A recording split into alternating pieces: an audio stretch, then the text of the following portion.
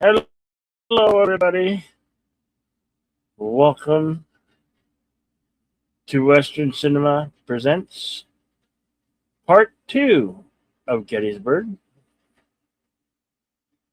This is the big commentary fan track only.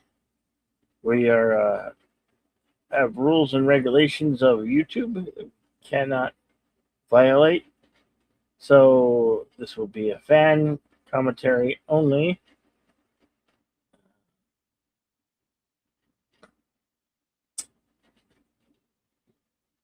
So,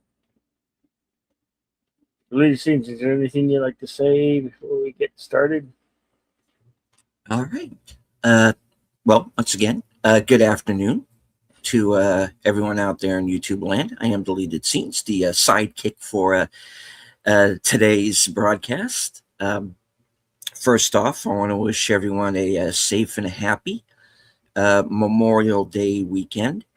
Uh, say hello to anyone who might be joining us after the Indianapolis 500. It's quite a race, very exciting, literally down to the wire. Um, all right, so we are completing the film Gettysburg, and we are going to be starting off with the battle at Little Round Top, which is considered by some to be one of the best battle sequences ever filmed, and so we get the aftermath of that, and the main crux of the second half, which is Pickett's charge. So, all right.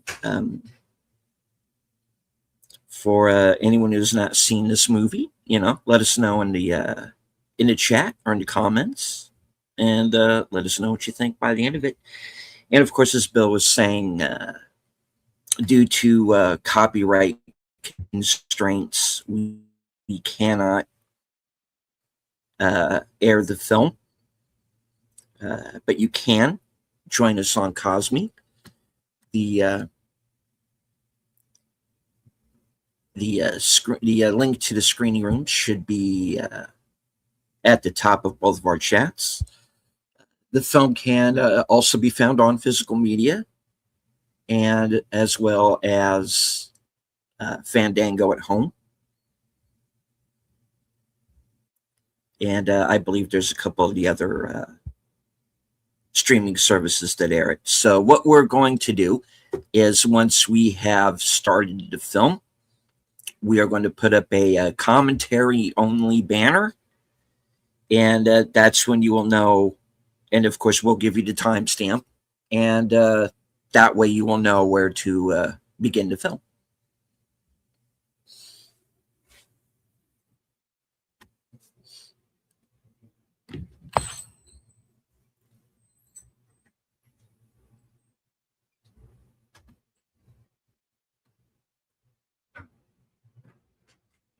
All right, here we go.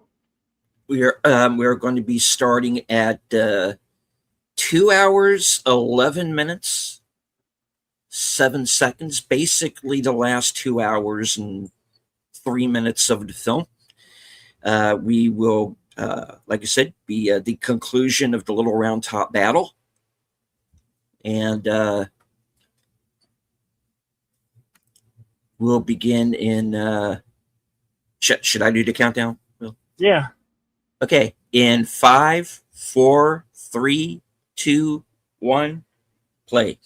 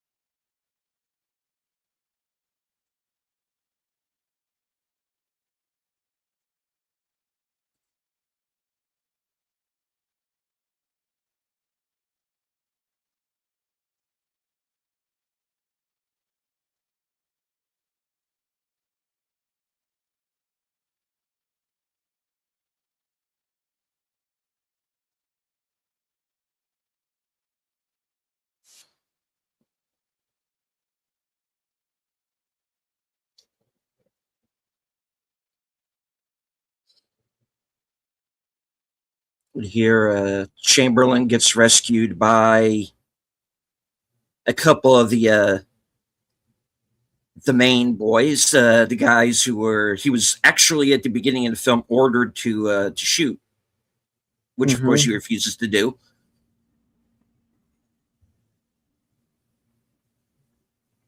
Now they were served.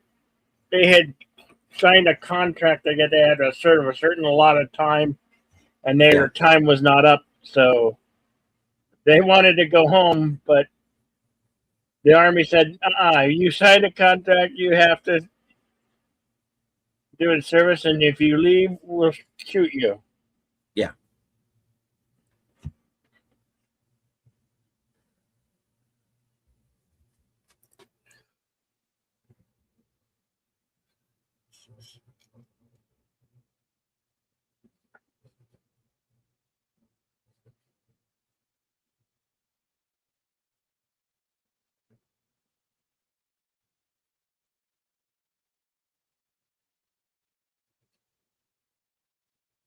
So this is basically to the last man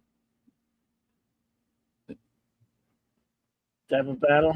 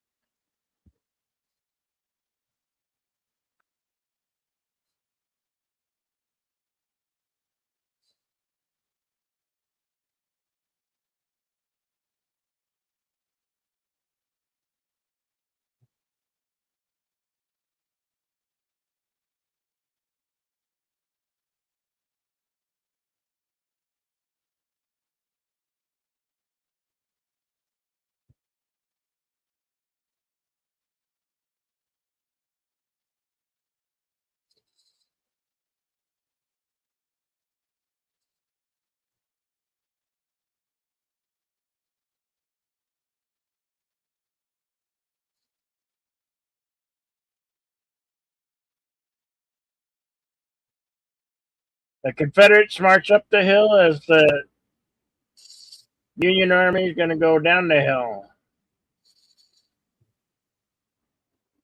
to converge.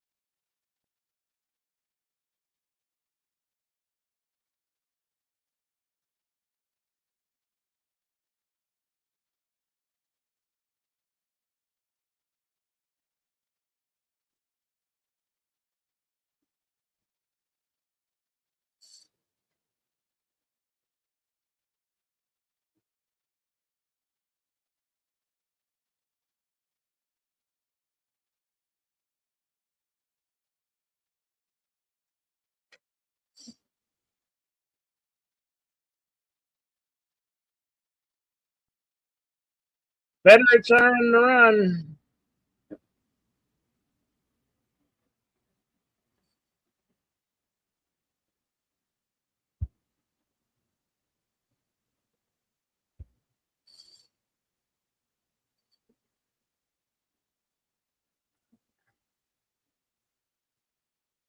Yeah, they're out of bullets too. Yeah.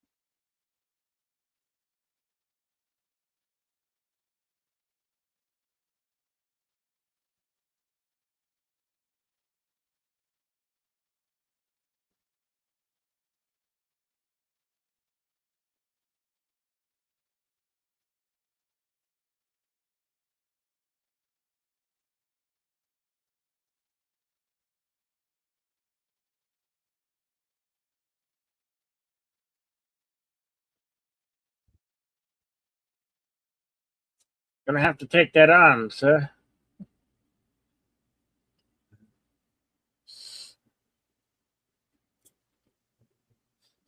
A little more than that, I'm afraid.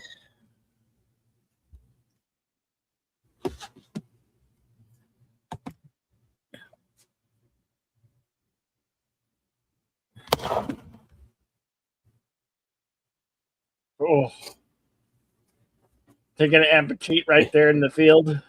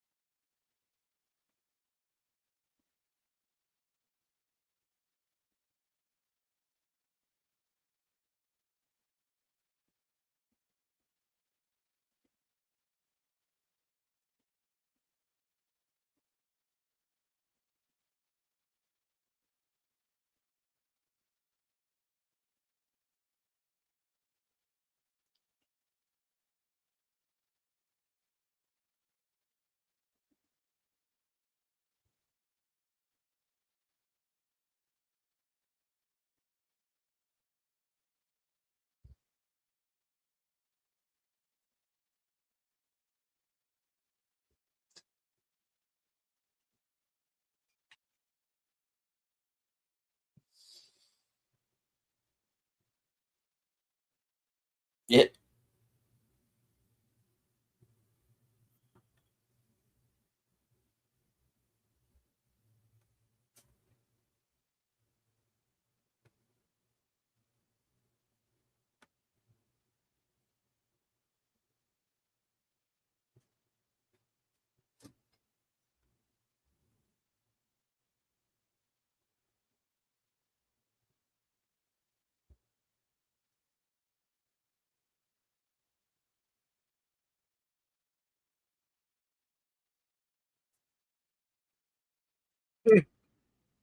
This one's a little. I hate to see the big one.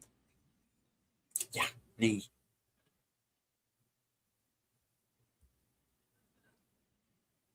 pretty simple about how stuff are named around here.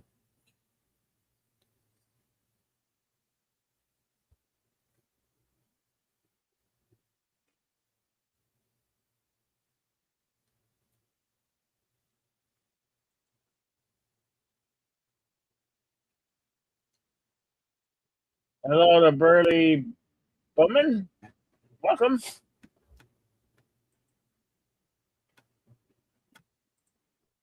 And of course, that is where the first half of the movie ended, if you watch this on television. And now the beginning of the part two.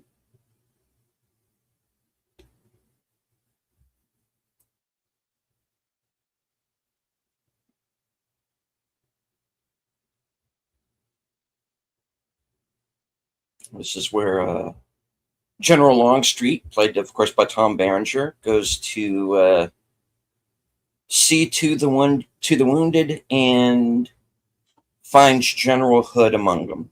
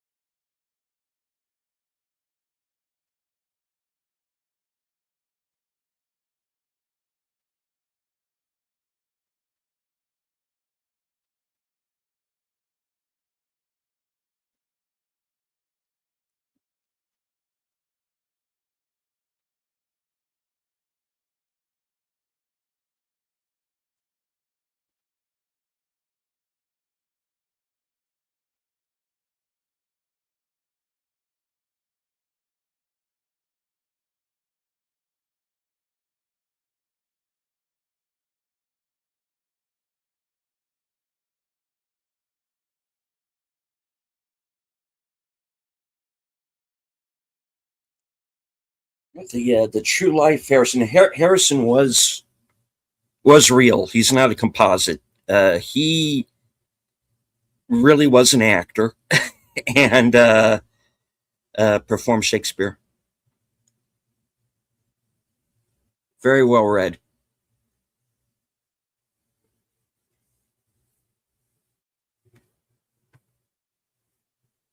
Welcome, Curtis Shelby. Oh, hey, Curtis.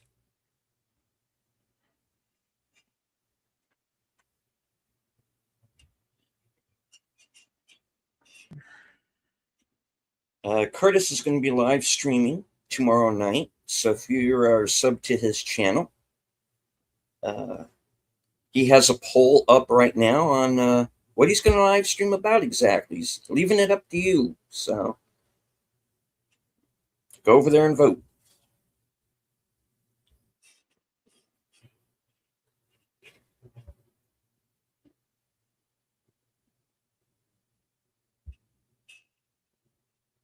And finally, General Stewart.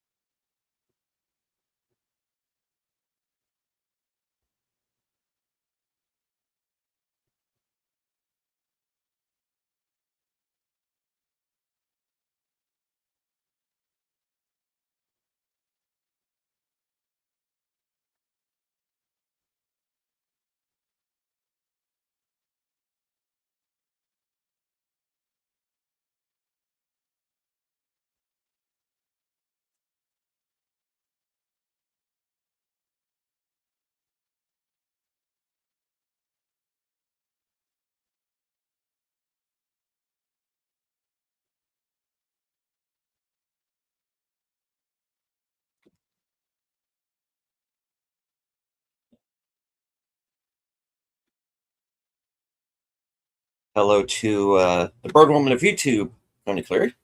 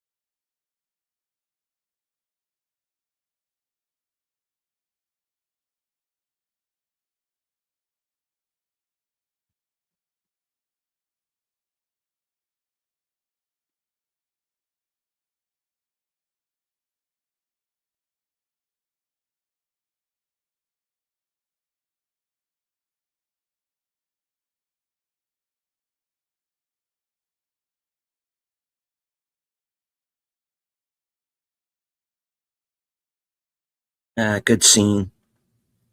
Um, Richard Jordan is one of those character actors that I really miss. He was originally actually cast after this to be in The Fugitive with Harrison Ford, but unfortunately by that point he was too ill to complete that film.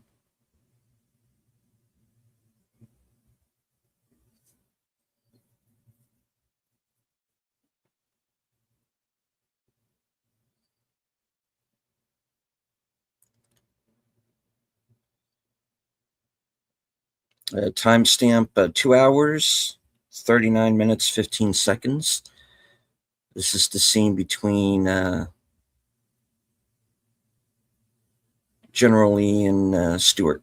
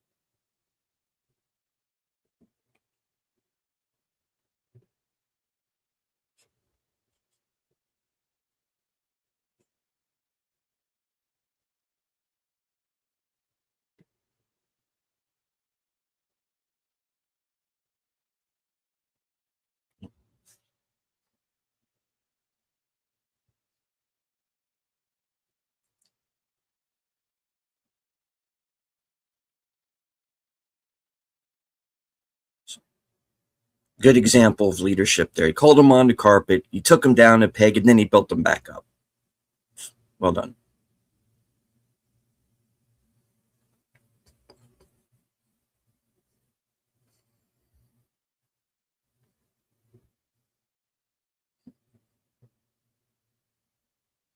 Friday, July 3rd, 1863, the last day.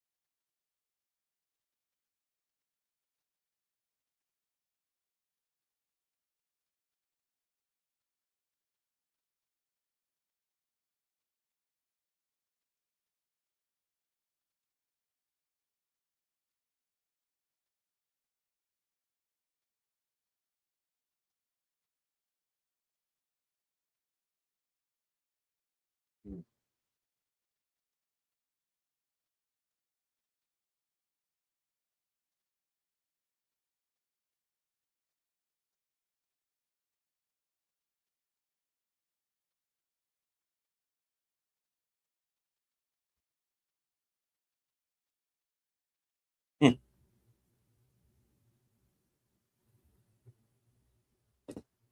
Seminary Ridge.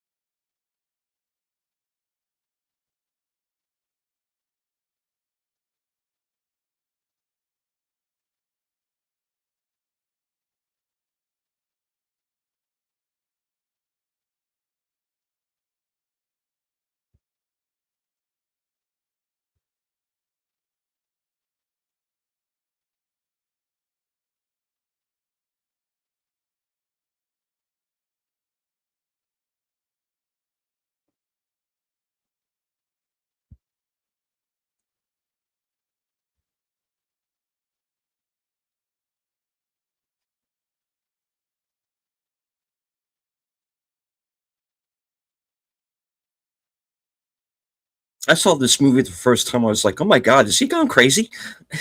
There's no way this is going to work. But it's just that, it's not that.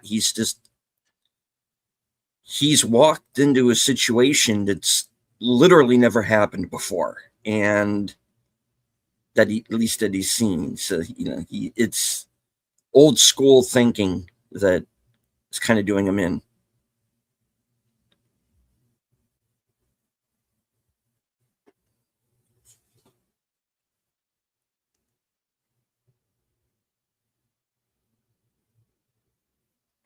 Overconfidence, basically.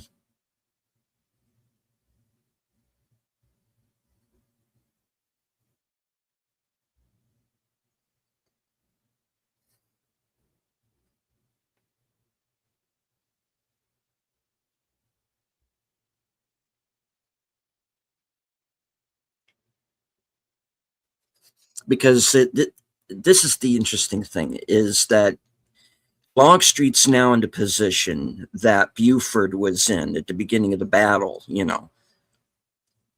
seeing the battle like it's already done, already a memory, nothing to do but help it fail.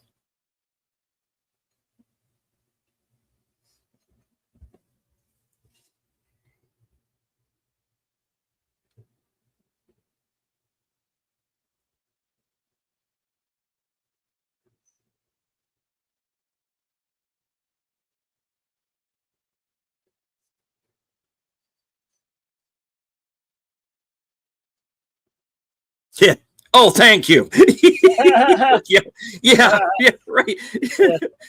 Yeah, right in the middle of the battlefield. Safest place you can find. Box me in. Yeah, shit. Yeah, right behind you, buddy.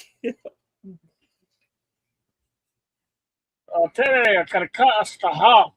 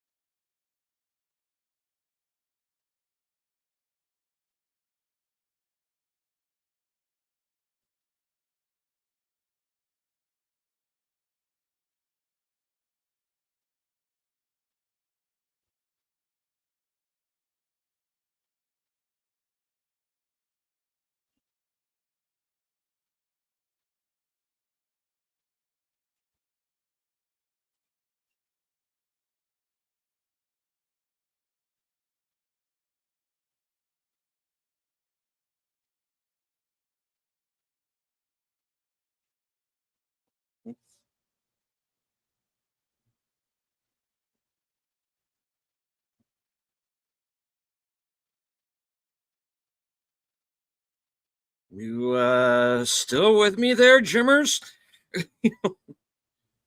Yeah.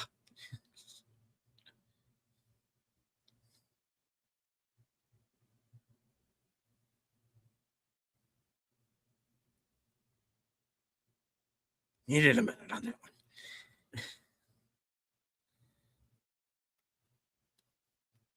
Yeah.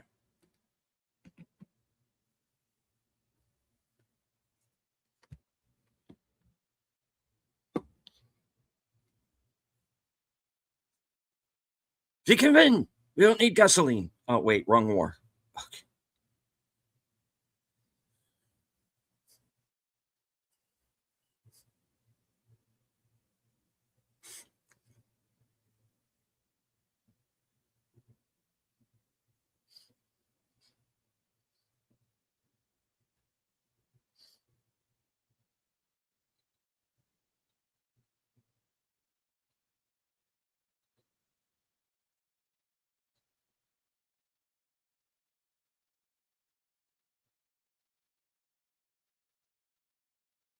Kind Let of me tell hear you, your war cry. this Tombstone prequel, not what I was expecting.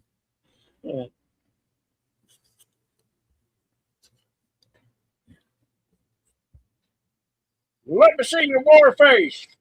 Let me hear your war cry.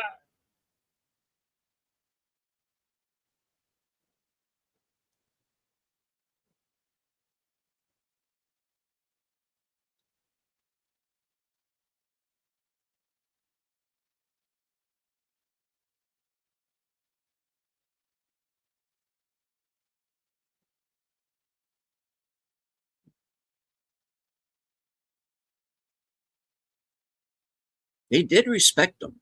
He was a man who garnered great respect among from like the officer corps on down.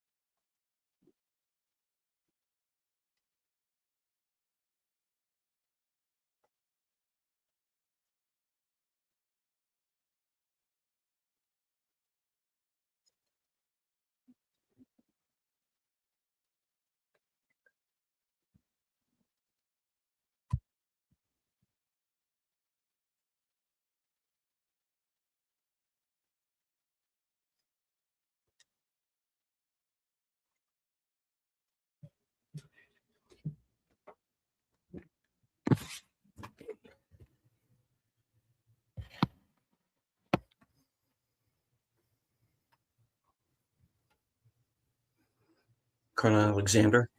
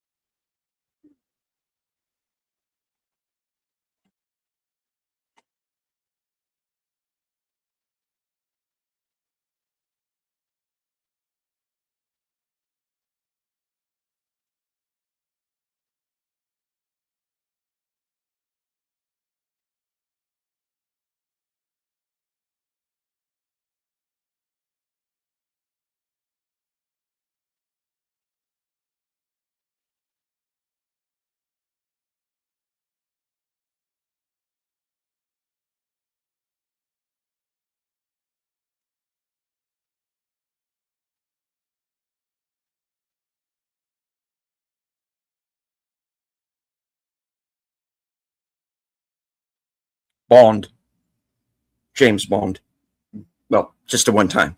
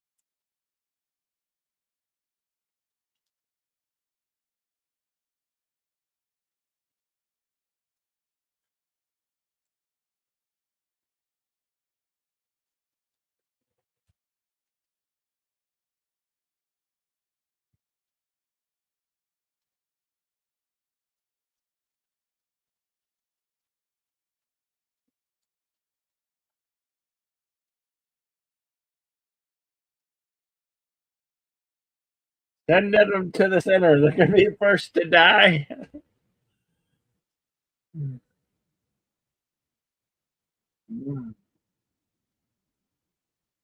Ah, shut up, Stillwell. Get like that grin off your face.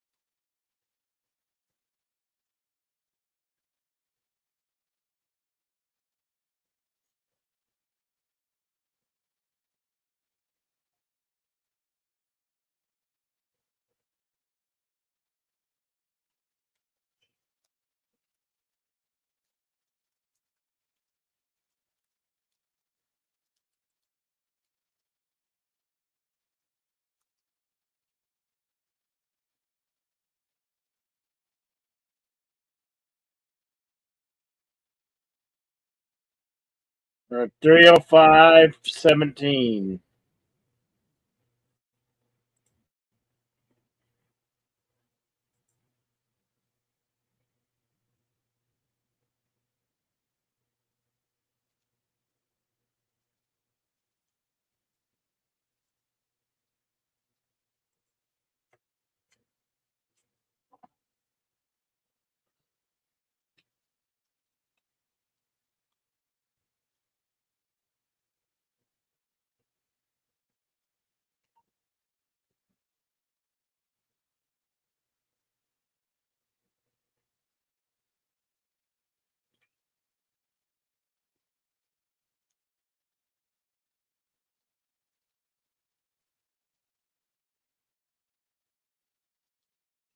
Terry Ridge, Federal Center.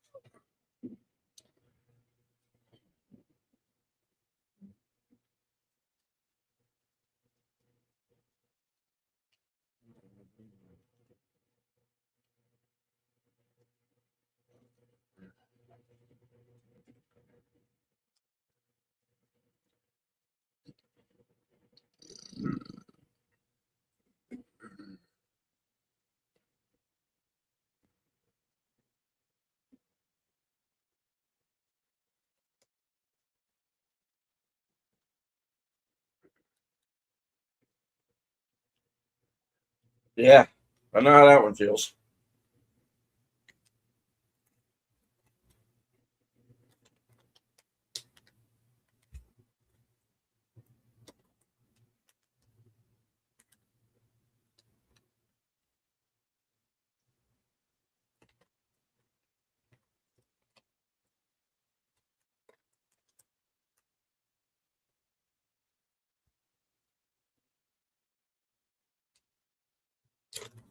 Hey,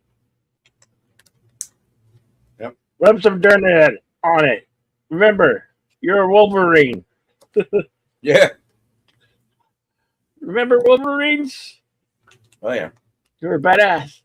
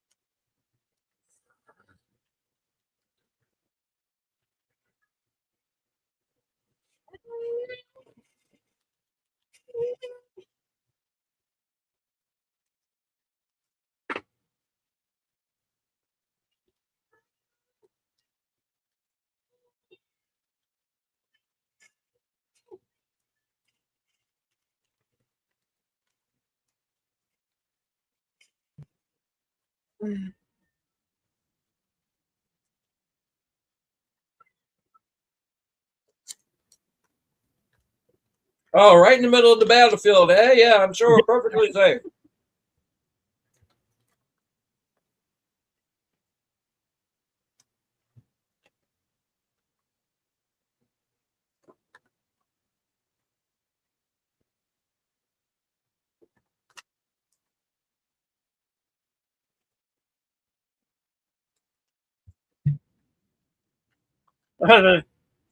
Their artillery is going to cut them into nothing.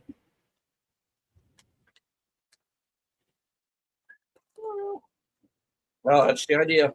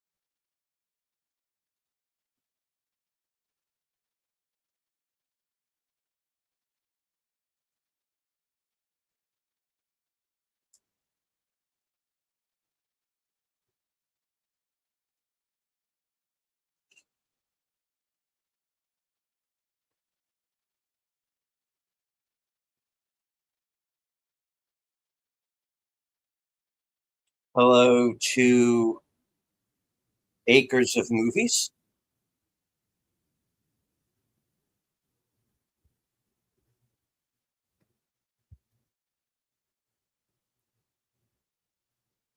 Yeah, we're live.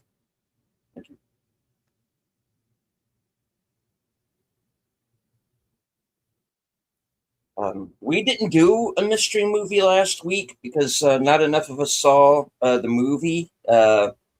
My understanding is it was a horror movie called Corporate Retreat.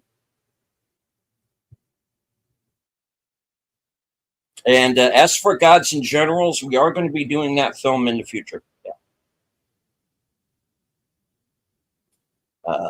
Of the two, though, I do prefer this one.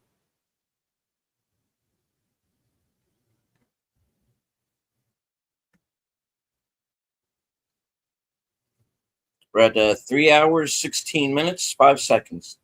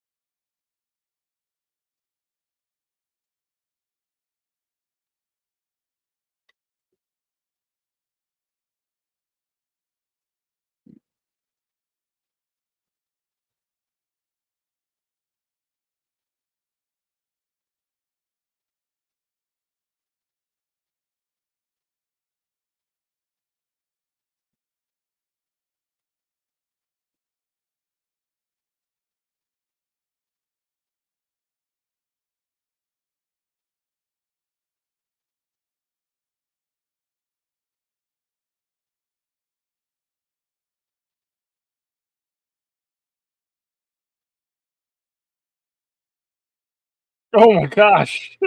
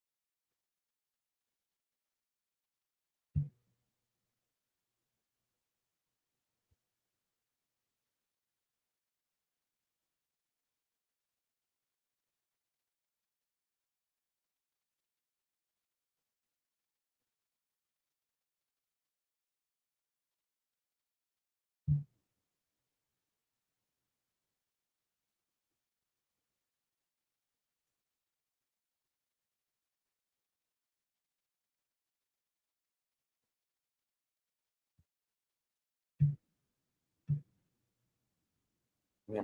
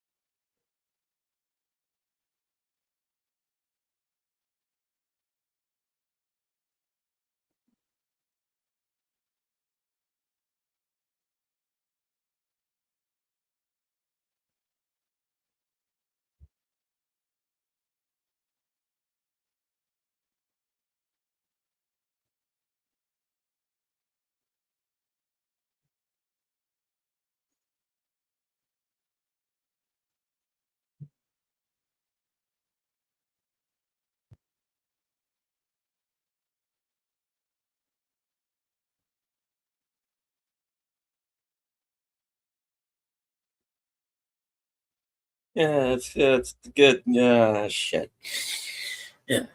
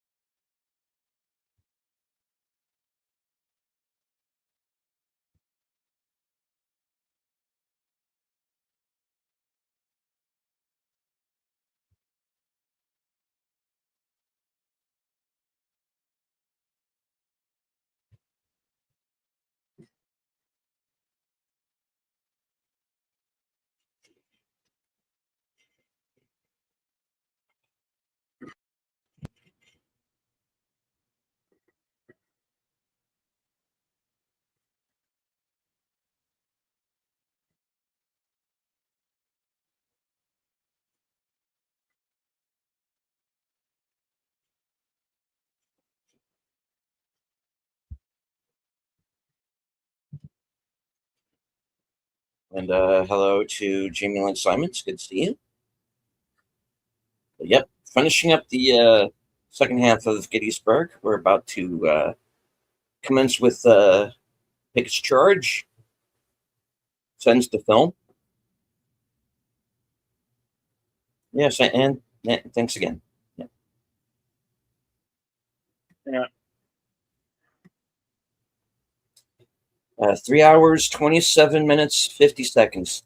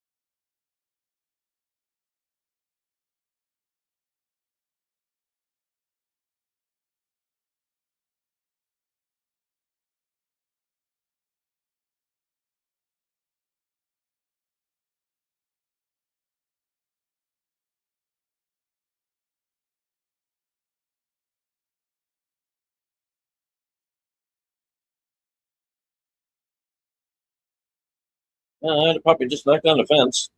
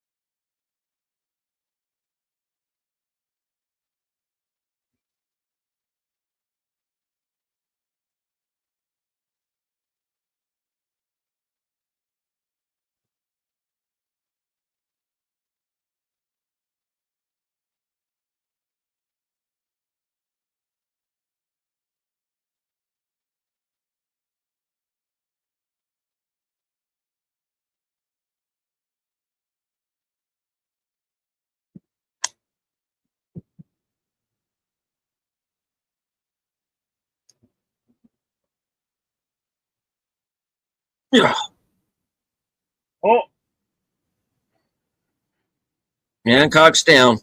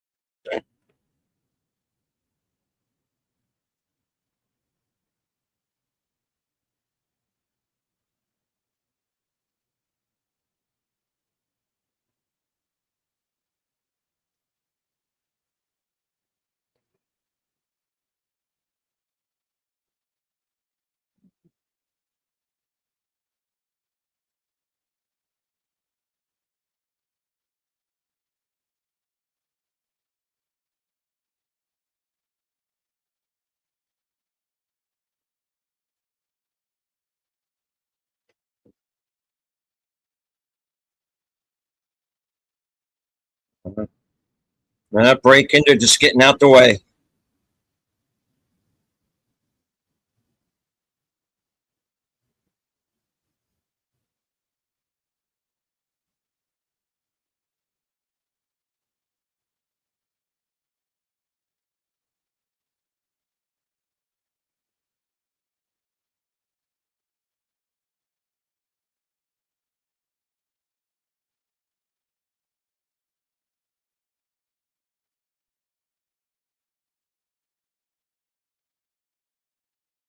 And the Ted Turner cameo.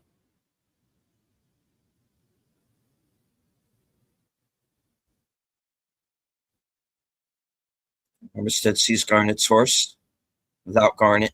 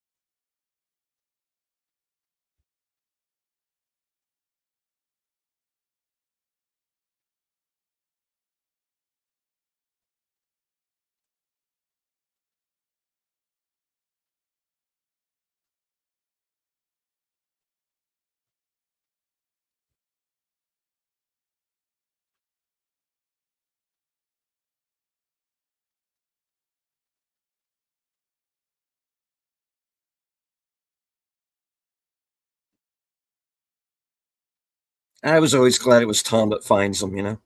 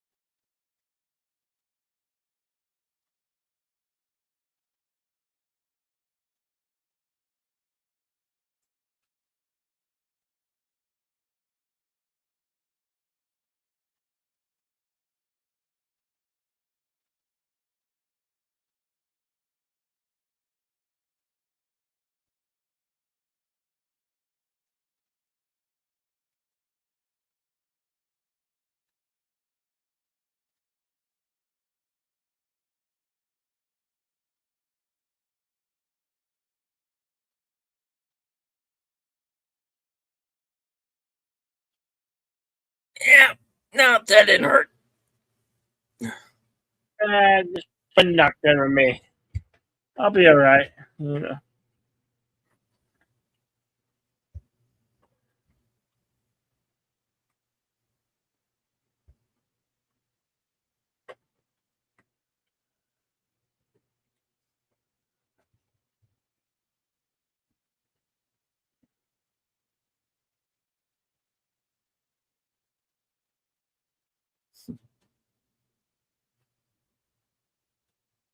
Playing.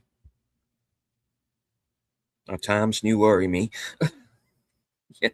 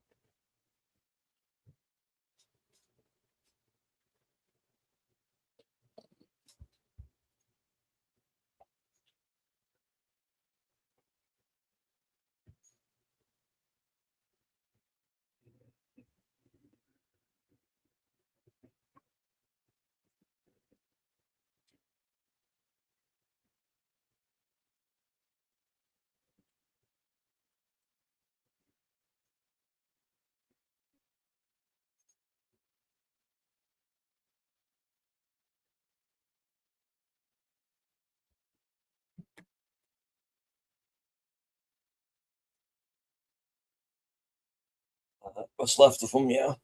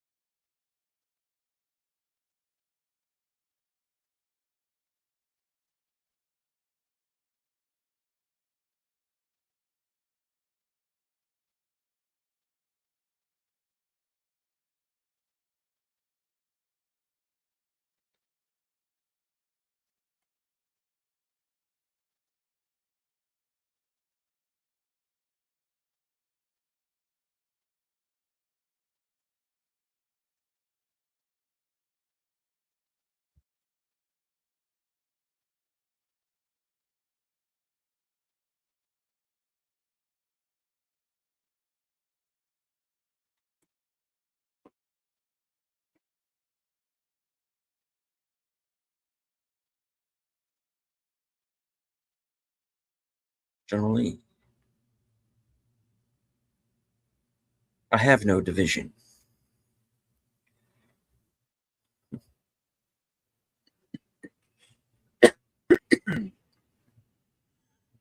Was wiped out.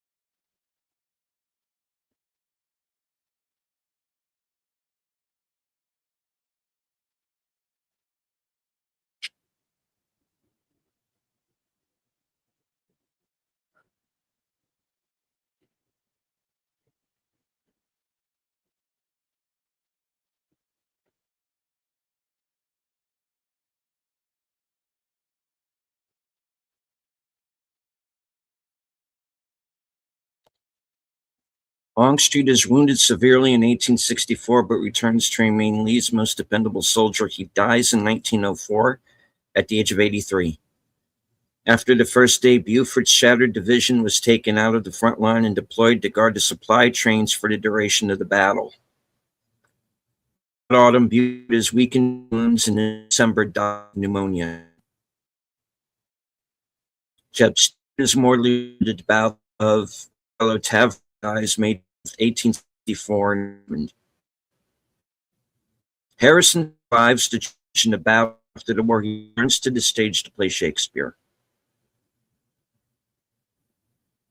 Pickett's division is virtually destroyed. He survives the war to great glory, but broods on the loss until his dying day. Hancock survives the wound at Gettysburg. In 1880, he runs for president on the Democratic ticket, loses to Garfield, and retires from public life. Union soldiers carry Armistead to a field hospital where he dies 2 days later. The package given to Longstreet from Elmira Hancock contained his personal Bible. After Gettysburg, Chamberlain is wounded 6 times and rises to the rank of Major General. For his day at Little Round Top, he receives the Congressional Medal of Honor.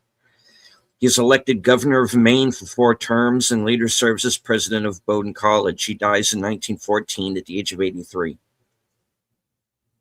Lee serves until the end of the war, almost 2 years later. He dies in 1870, perhaps most beloved general in American history. Thus ended the clash at Gettysburg, the biggest and bloodiest battle ever fought on American soil. Combined losses of both armies exceeded 53,000. The decisive battle sought by Lee had ended in failure, but the spirit of the Southern Army was far from broken, and the war would rage on for 2 more devastating years. Filmed on actual locations at Gettysburg National Military Park in Adams County, Pennsylvania. Hey, All right. shall you consult the scrolls? Indeed. All right.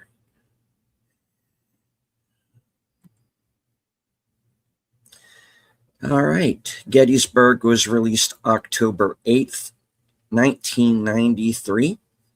Estimated budget of $25 million, going on to gross $11 million in the theaters.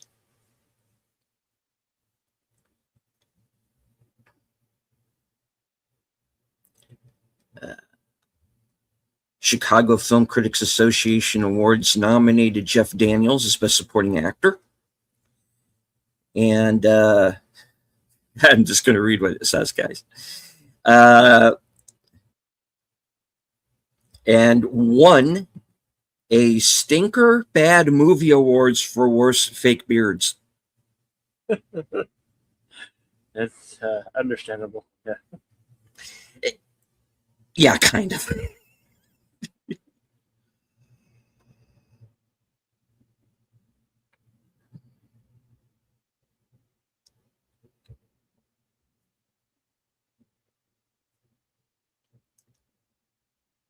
All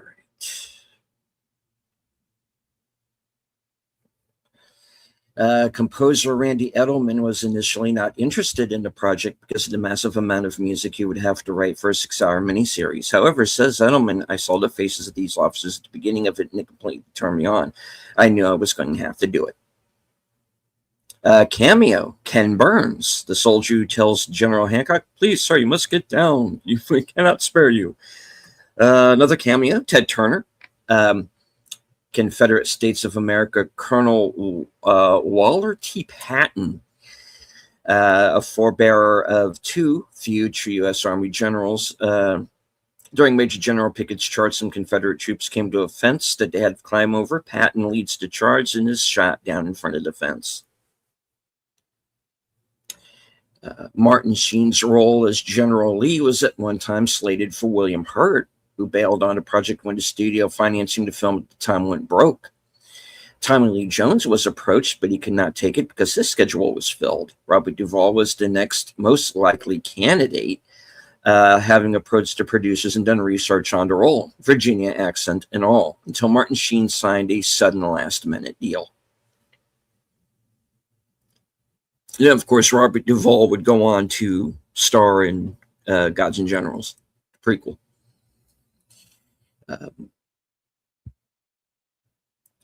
Richard Jordan died of a brain tumor on August 30th, 1993, 5 weeks before the film's premiere.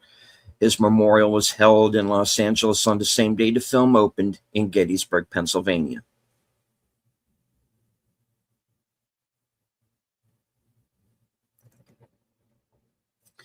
Martin Sheen was cast as General Lee at the last minute after production delays and scheduling complications forced out other actors, including Robert Duvall. Excuse me. Director Ron Maxwell said in interviews he was grateful to Sheen for accepting the part and doing such a great job and being a total gentleman about the situation. The film's original working title was The Killer Angels, the title of the source novel by Michael Shara. Worried that the audiences might think it was a movie about biker gangs, Ted Turner changed it to simply Gettysburg. From the first ideas and story drafts to the final editing and post-production, almost 15 years of work went into the film. When Tom Chamberlain talks with the Confederate POWs, the scene is adapted from the painting of Prisoners at the Front by Winslow Homer. The opening credits include a sepia-toned shot of the painting. The Union officer in the painting is actually Brigadier General Francis C. Barlow. Charles Lester Kingsolving is a descendant of General Barksdale. Stephen Lang was thrown from his horse while filming the Pickett's Charge sequence. It is included in the film. Pickett tells Armistead he cannot order Garnett not to make the charge. At Kernstown in 1862, the Virginians were still under the command of General Jonathan Stonewall Jackson. Jackson had threatened Garnett with a court-martial for cowardice and dereliction of duty. Only Jackson's death stopped the court-martial. Pickett and Armistead would have known that as Virginians and friends of Garnett, hence Pickett's unwillingness to order Garnett to stay behind. The situation is fully set out in the novel. The scene in which the 20th Maine reaches the summit was filmed on Little Round Top. The actor with the binoculars behind him is playing General Governor Warren, who was not on Little Round Top when the 20th Maine moved into position. The man in the same pose as the famous Warren statue is blocking the camera from seeing the actual statue, which is right behind him. Warren is credited for having seen the Confederates under John Bell Hood massing in the woods across from Little Round Top where the battle started and sent an officer to find reinforcements. The officer Warren sent for help was Lieutenant Washington Roebling, who later built the Brooklyn Bridge. 3 Chamberlain brothers were at Gettysburg, although only 2 are in the film. John Chamberlain was a doctor who had come down to visit his brothers Joshua and Thomas. When Lee invaded Pennsylvania, John stayed with the 20th Maine to help. He treated the wounded of the 20th Maine on Little Round Top and helped afterwards at various field hospitals. Joshua said, "Split up, another close one like that could be a bad day for Mother." To John and Tom after a shell exploded in the trees over their heads as they climbed up Little Round Top together. This historical incident and dialogue is set out in the novel. George Lazenby insisted that he have a real beard for his role as Brigadier General J. Johnston Pettigrew in the film. His scene wasn't shot until he'd grown a full beard. Lee usually wore a plain uniform with 3 stars on the collar because he disliked the heavily braided uniforms worn by most Confederate generals. The 3 stars in the Confederate Army indicated the rank of colonel. Lee's rank when he resigned from the U.S. Army. Confederate generals wore wreathed stars on their collars, and their rank was indicated by the number of stripes on the Brigadier sleeve. Longstreet and others all have the collar stars, 1 large and 2 small, but other generals have varying numbers of stripes in their braiding. A few brigadiers only wear the collar tabs. No one knows why Lee insisted on wearing this uniform with the improper rank. He occasionally wore the proper uniform, most notably when he surrendered to Grant at Appomattox.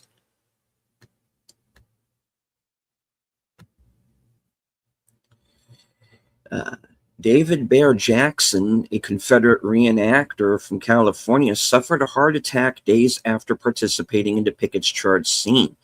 He was eventually moved to a hospital near Harrisburg, where he underwent a quadruple coronary bypass operation. He was discharged several days later, then died the night before he was to return home. He had received get well notes from Richard Jordan and Tom Berenger, as well as a medal given to reenactors for participating in the production. On the evening of September 2nd, the production held a memorial service attended by Ron Maxwell, Sam Elliott, Skip Cosper, and TNT's Vice President of Production, Nick Lombardo. Reenactors provided a color guard and a 21-gun salute. An exterior model of the Lutheran Theological Seminary had to be built due to the modern building surrounding the real one. It cost about $40,000 and appears in wide range shots. The real-life Lutheran Theological Seminary appears in one very carefully angled shot when Buford is writing the message to General Reynolds the night before the battle. Film's producers have gone on record saying this movie was going to be produced and aired by ABC as a television movie back in 1991. When the bad ratings for Son of the Morning Star came in, ABC promptly pulled the plug on the initial deal. Due to the film's long running time, theaters were limited to 2 screenings per day, usually at 1 p.m. and 7 p.m. Despite that, the film made more money in a limited release in its opening weekend than Demolition Man, the #1 film at the box office at the time. A screenplay and shooting script have an additional scene at the end that was never filmed. Following the Chamberlain brothers' embrace, Harrison stands on Seminary Ridge surveying the destruction left from Pickett's charge and quotes a line from William Shakespeare's The Tempest. "We are such stuff as dreams are made of, and our little life is rounded with the sleep."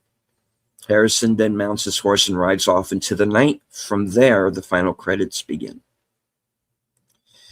A scene was filmed where General Reynolds' body is carried by stretcher past General Buford, who watches stunned from his horse before turning back to the battle. Historical advisors such as Brian Pahanka lobbied the filmmakers to remove the scene because it was not accurate, which was the advisor's self-driven mandate throughout production. The footage of this scene being filmed can be found on the original DVD release. Director cameo. Ron Maxwell as one of Hancock's aides on the third day when Hancock is introduced to Colonel Chamberlain. Tom Berenger has often cited this as being one of his favorite pieces of work, as well as the film he's watched the most times out of all of his other movies.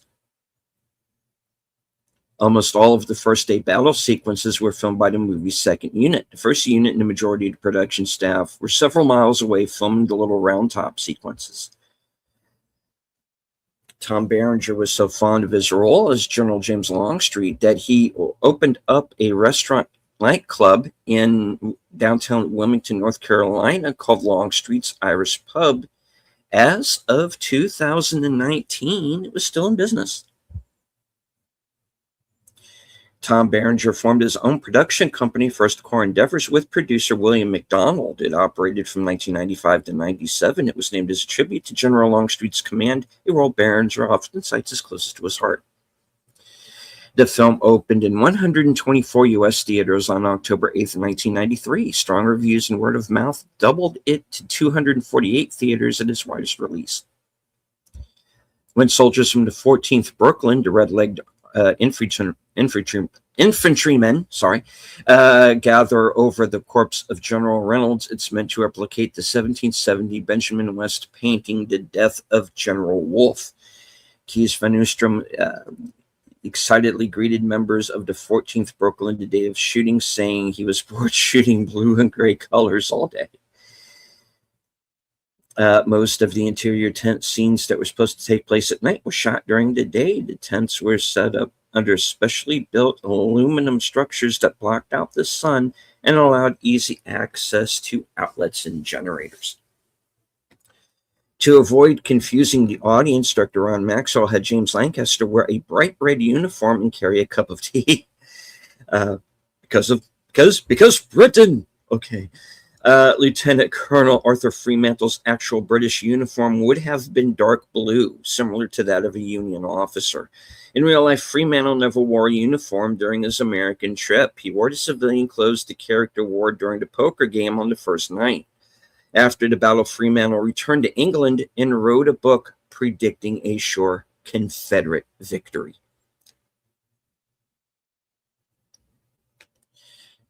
Few of the ground explosions made any real noise when detonated for fear of startling the horses that were all over the set and injuring their riders. Most of the sound was added in post-production. The ASPCA later praised the film in their annual report for going out of their way on behalf of the animals. Due to safety concerns, most of the artillery pieces on the set only fired 1/4 rounds, which is why so few of the guns in the movie ever recoil upon firing. Sam Elliott was so in character on set, he would return salutes from reenactors and address uniformed actors by rank. The movie was conceived as a miniseries for TNT, but when the dailies began coming in, Ted Turner realized he had something great and visualized it becoming a classic epic, like Lawrence of Arabia and Gone with the Wind. Turner came up with the idea to do a theatrical release first, which would add to the film's value when it aired on TNT and released on video. The biggest objection he received was that it was way too long and would be hard to come in at under 5 hours, even if it was edited aggressively. No problem, Turner joked. At 5 hours, we can charge double. Due to the length of the film, most theaters opted not to show any trailers of other movies. Towards the end of the intermission, during its theatrical run, theaters had the lights half dimmed and the track Killer Angels from the score played. This was conceived by the filmmakers as a way to help bring the audience back to the film's atmosphere. Scenes in the cupola of the Lutheran Theological Seminary with Buford and his staff were mostly filmed on ground level. When filming was completed, the production crew gave the cupola to the property owners of the land that they were filming on.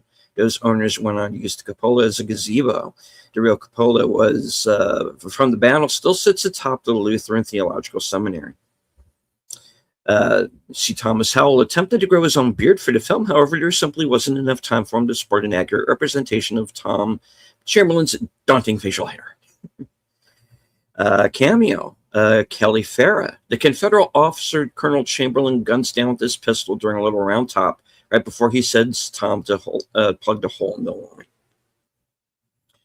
This was the first theatrical release for Turner Pictures.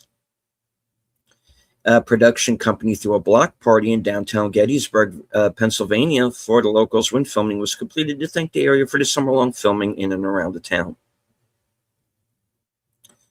Cameo, Emil O. Schmidt as General Gibbon, who speaks to General Buford outdoors at dusk following the first day of the battle. Schmidt was a professor and headed the theater department at nearby Gettysburg College. The film's U.S. television debut on TNT in June 1994 attracted the largest viewership ever for a movie broadcast on basic cable. More than 23 million people watched all or part of the two-night broadcast. During filming, Stephen Lang lost his tobacco pouch, which was part of his uniform. One of the Confederate reenactors gave him his as a replacement. Some members of the 20th Maine have a red Maltese cross on their uniforms or on top of their hats. It represents the 5th Corps of the Union Army of the Potomac, which the 20th Maine was part of. Soldiers from different corps wore different badges. Each division was identified by the color of the badge. 1st Division units wore red, 2nd Division wore white, 3rd Division wore blue. The scene shortly before Pickett's charge, where Lee is cheered by the troops, was impromptu. Some of the supporting cast had organized a thank you for Martin Sheen, and the reenactors ran out cheering for him. When the film of this incident was looked over, it was dubbed over with troops yelling Lee rather than Sheen, and added to the film. At the end of the September 1993 press screening in New York City, the audience was silenced for almost a minute until Martin Sheen began applauding all by himself and other attendees gradually joining in. cameo, Olivia Maxwell, a young Marylander beside the road who says, "I thought the war was in Virginia," as the Army of the Potomac marches towards Gettysburg. It's the only line spoken by a female character in the theatrical release. Pro-Confederate sentiment was strong in Maryland. The state remained in the Union only because Abraham Lincoln placed it under virtual military occupation and suspended habeas corpus.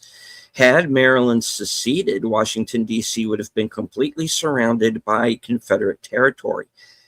In the director's cut, other females appear in another scene, and one has 2 short lines. Sam Elliott is the only principal actor in the film who wears a worn and faded uniform. When he was issued a brand new uniform for the film, he called for costume expert Lester Bayless and asked instructions to properly age his uniform. The actor carried out the process in his motel bathroom. All bugle calls heard on the soundtrack were played by Sergeant First Class and Master Gunner Duncan C. McQueen of the New Jersey Army National Guard, who also played General Buford's bugler. At the time of filming, Sergeant First Class McQueen was a member of both the Civil War reenactment group for the 1st New Jersey Cavalry and the New Jersey Army National Guard unit, at the time designated the 102nd Armor. Director Ron Maxwell tried to get this film made for almost 15 years. By the time he succeeded, Michael Shara had died. Maxwell met with his son Jeff Shara during production and convinced him to carry on his father's work. He did that by writing the prequel, Gods and Generals, and a sequel, The Last Full Measure. The former was turned into Gods and Generals. The younger Shara also applied his father's historical fiction approach to the American Revolution, the Mexican-American War, the American Civil War, and American Civil War in the Western Theater, both World Wars, and the Korean War. Martin Sheen appeared in Apocalypse Now opposite Robert Duvall and went on to replace him as Lee in Gods and Generals. Tom Berenger appeared in Platoon opposite Martin's son Charlie. The production team received the news of Richard Jordan's death while they were editing his character's death scene. Patrick Gorman originally auditioned for the role of Louis Armistead. Joss Whedon has cited this film as a primary influence for his short-lived television series Firefly, a science fiction metaphor of the American Civil War taking place on other planets. Ironically, despite the valiant counterattack by Brigadier General James Kemper's troops to rescue him as Union troops were taking him prisoner after being wounded during Pickett's charge, carrying him back to the Confederate lines, he was too badly wounded to be moved when the Confederates retreated from Gettysburg the next day. He was left behind only to be recaptured. Doctors said the wound was mortal, but Kemper recovered and went on to become governor of Virginia in the 1870s. Major General Isaac Trimble, whose injury was shown only in the director's cut, was also too badly wounded to be moved. He was also left behind to be captured. Just before the Little Round Top battle, a Catholic priest blesses the troops. In real life, the Irish Brigade received absolution from Father William Corby just before going into what became the second day of the Gettysburg battle. Background music is The Minstrel Boy, a popular Irish patriotic song. All 3 of the lead actors have played U.S. presidents. Tom Berenger played Theodore Roosevelt, Martin Sheen played John F. Kennedy, and Jeff Daniels played George Washington. George Washington's step-granddaughter, Martha Custis, was married to Robert E. Lee. Richard Jordan's distant cousin, William S. Jordan, was a sergeant in the 2nd Maine Regiment and one of the mutineers who was sent to the 20th Maine under Joshua Lawrence Chamberlain. William S. Jordan was mortally wounded in the defense of Little Round Top, a pivotal scene in the film. When General Buford enters General Hancock's headquarters, a one-armed Major General is briefly visible on Hancock's right. He is most likely meant to be Major General Oliver O. Howard, a commander of the 11th Corps Army of the Potomac, which was Present at the Battle of Gettysburg, General Howard lost his arm due to wounds received at the Battle of Seven Pines, also known as the Battle of Fair Oaks in 1862.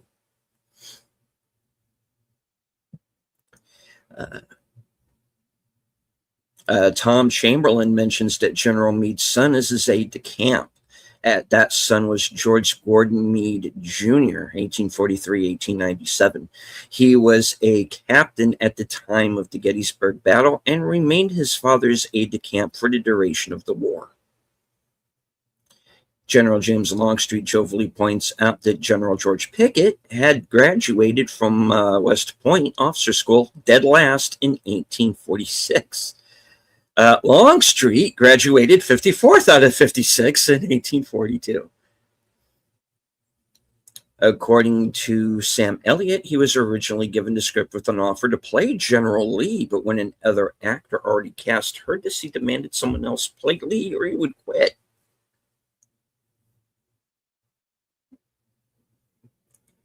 Sam Elliott had been trying to produce a movie based on the life of General Buford ever since this film's release. After Hancock is introduced to Chamberlain, Hancock asks about friendship of enemies in the time of war. Hancock was referring to Louis Armistead. The two are best of friends, closer than even the Chamberlain brothers. In his will, Armistead left his prized possession, a family Bible, to Hancock's wife, Elmira. Although the movie was a critical success, it only made $12 million at the box office against a budget of $15 to $25 million. It eventually made a profit due to television broadcast plus VHS and DVD sales. Cameo: Brian Pohanka, as Union General Alexander S. Webb. He goes uncredited in the final film.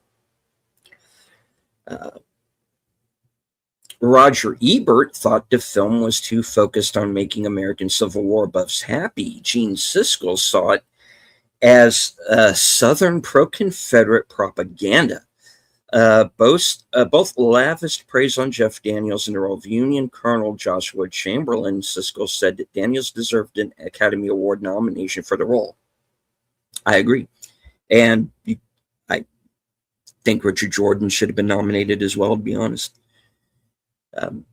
Stephen Lang took such an interest in the history of Gettysburg that he facilitated the dedication of a memorial bench for Michael Shara, the author of the film's primary source material, The Killer Angels. The bench was dedicated on July 3rd, 2008, the 145th anniversary of the battle's final day. It is located next to the grave of George Pickett in the historic Hollywood Cemetery in Richmond, Virginia.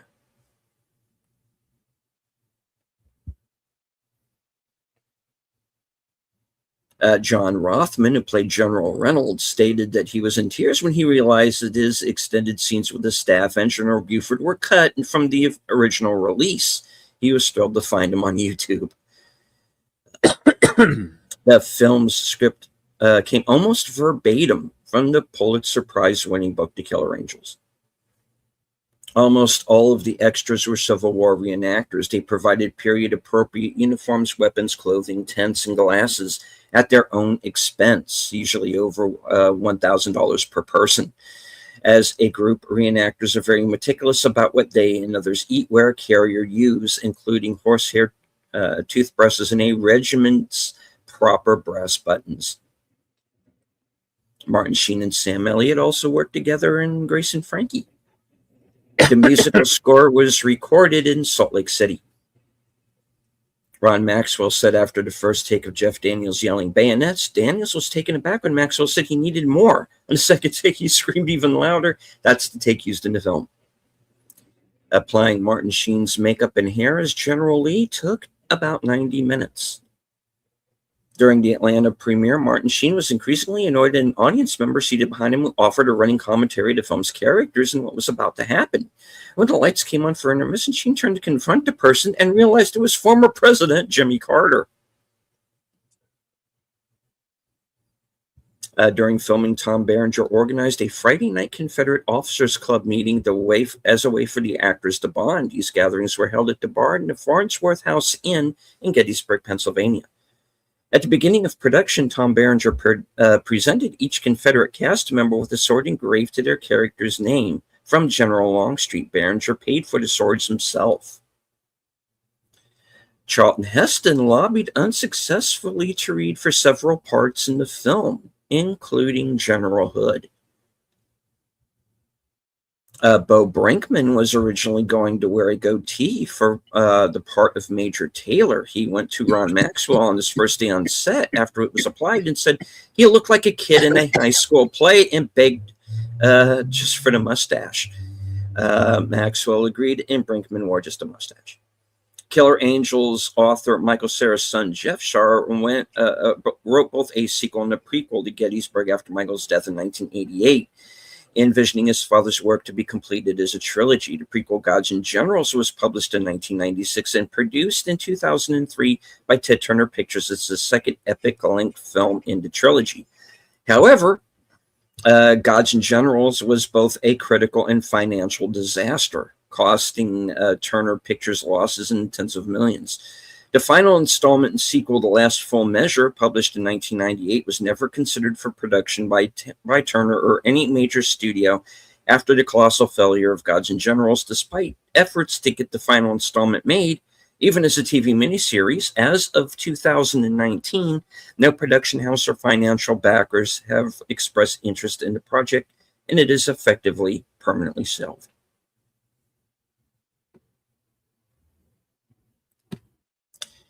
Buster Kilrain is the only fictional character from the source material Killer Angels. Michael Shaw created his name as a portmanteau of killer and angel to form Kilrain. Kilrain is an actual place name. It can be found in County Donegal, Ireland, between the towns of Adar and Glentees. A female extra who may be a reenactor appears 4 times. In the 20th Maine as they move out as one of the Black Hats as they march along the road dressed in red as a guard and saluting General Buford as he enters the house. On the field as a Confederate during Pickett's charge.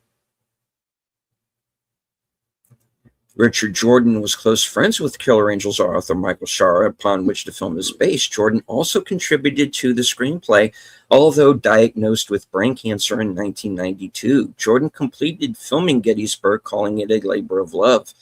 His final on-screen appearance was the mortal wounding of his character, General Armistead. Jordan did attempt to film The Fugitive in 1993, but his deteriorating condition forced him to withdraw in April 1993. He passed away August 30th, 1993, while Gettysburg was in the final stages of post-production. Producer-director Ronald F. Maxwell dedicated the film to both Richard Jordan and Michael Shaw, neither of whom lived to see their cinematic creation.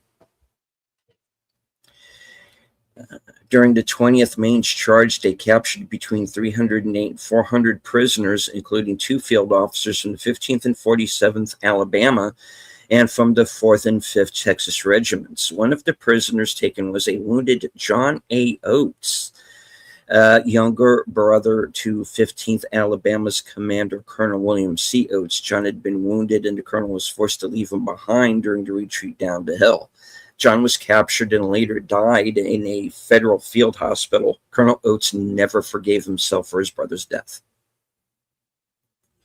The prisoner's Thomas Chamberlain talks to mention being captured in a railroad cut west of Gettysburg and tell of savage fighting there.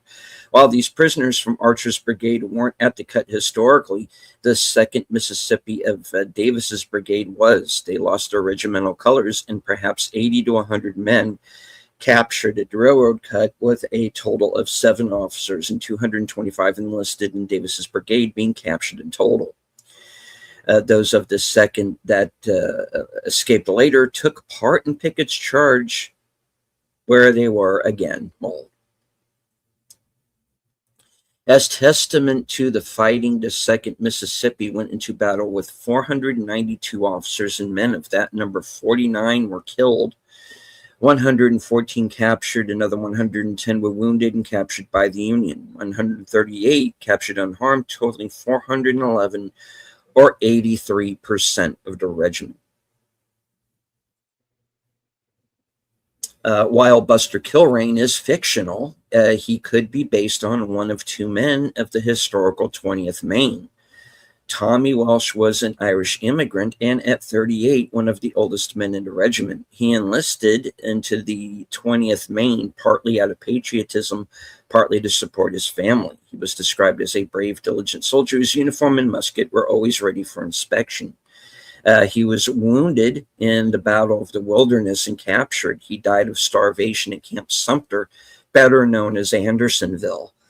Another possibility is Sergeant George Buck. Before Gettysburg, Sergeant Buck fell ill and was excused from duty. When he refused to obey an order from a quartermaster to cut firewood due to his illness, Buck was demoted to private for insubordination.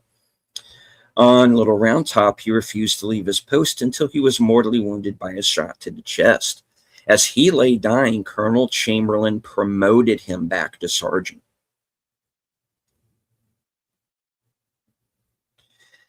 After Pickett's charge, the only losses in officers in Pickett's division were mentioned. The exact number of men involved in casualty figures are hard to determine, as sources vary. It was somewhere between 10,500 and 15,000 men that took part. Of those, 1,123 were killed, 4,019 were wounded, 3,750 captured, 8,892. But again, that varies from source to source. With a combined death toll of approximately 8,000 soldiers, Gettysburg National Military Park is considered one of the most haunted locations in Pennsylvania. After the 20th Maine's charge, Lieutenant Thomas Chamberlain introduces Captain Hawkins, a prisoner taken who asks for water from Colonel Chamberlain. This is a crucial reference to the historical battle.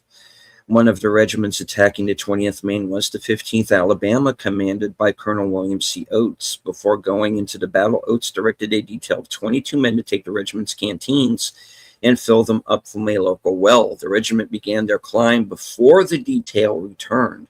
Trying to catch up, the detail got lost, blundered into Union pickets, and were taken prisoner, thereby depriving the Alabamans of their needed water in the heat of July.